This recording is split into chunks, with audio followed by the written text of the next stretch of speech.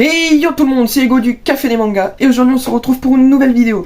Donc ça faisait un bon moment que j'avais pas fait de vidéo, mais je reviens en force avec une vidéo sur le dernier chapitre, donc le chapitre 1076 de One Piece.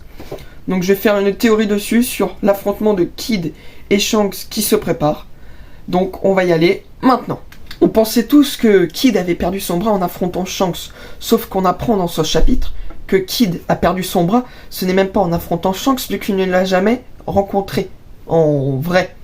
C'est sûrement contre Ben Beckman, vu ce qui se dit dans le chapitre entre Lukiru et Ben Beckman.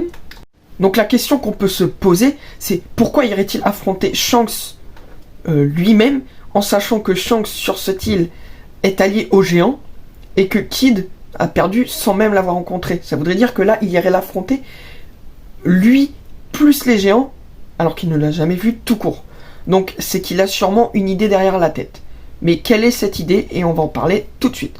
Donc avant de vous dire qui est possiblement l'allié de Shanks, il faut se dire que déjà Shanks, il a rencontré déjà l'équipage à Big Mom, donc Big Mom elle-même en l'ayant battu avec l'eau, l'équipage de Kaido en l'ayant combattu avec les autres Supernova contre Kaido et Big Mom, l'équipage de Shanks, bon même s'il n'a pas rencontré Shanks, donc l'équipage de Shanks, et le seul qui n'a donc pas encore rencontré, donc dans les anciens empereurs, sans compter Baggy du coup, et Luffy, c'est Barbe Noire. Et pour moi, Barbe Noire, il l'a déjà rencontré.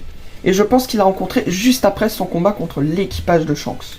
Donc vous me voyez venir, c'est que pour moi, l'allié de Kid serait donc Barbe Noire, qui, en l'ayant rencontré, se serait dit, ce serait ma seule occasion pour vaincre Shanks, serait de s'allier avec quelqu'un qui a un équipage aussi puissant que Shanks. Donc, Barbe Noire.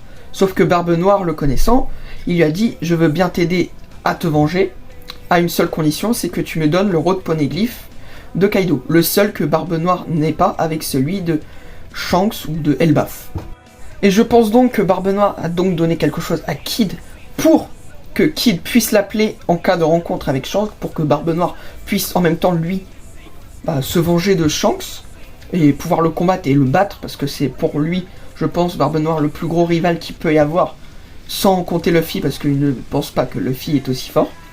Donc cela permettrait à Kid d'avoir Barbe Noire qui le rejoint pour affronter Shanks.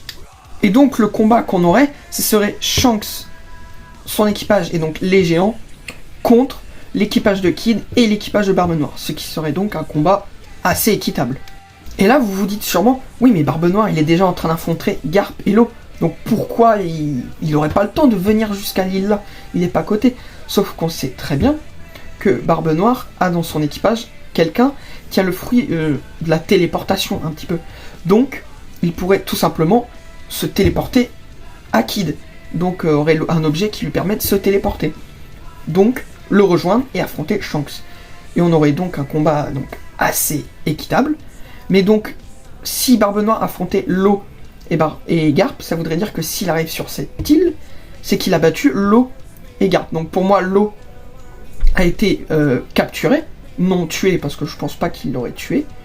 Et Garp serait donc lui aussi capturé, non tué, parce que je pense qu'il peut s'en servir de moyen à pression contre la marine. Et donc je pense donc que Shanks et les géants vont perdre contre l'équipage de Barbe Noire et l'équipage de Kid. Et donc pourrait récupérer le dernier Road Poneglyph qui est pour moi sur Elbaf, ou que Shanks le détenait, l'un des deux.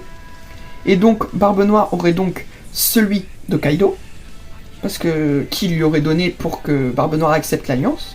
Celui de Big Mom, en ayant capturé Pudding et tout, ils ont pu prendre le Road Poneglyph au passage. Celui de Zo, vu qu'il a battu l'eau, il a dû récupérer son Road Poneglyph aussi, sa copie du Road Poneglyph. Et aurait donc aussi celui de Shanks, ou de Elbaf. Donc il aurait les 4. Donc l'alliance contre Kid n'aurait plus aucun intérêt pour lui, et il le trahirait donc. Et donc ce combat et cette opportunité de suite, on va dire, pourrait donc donner à Luffy énormément de raisons de ne vouloir affronter Barbe Noire, et de potentiellement le battre et le tuer derrière.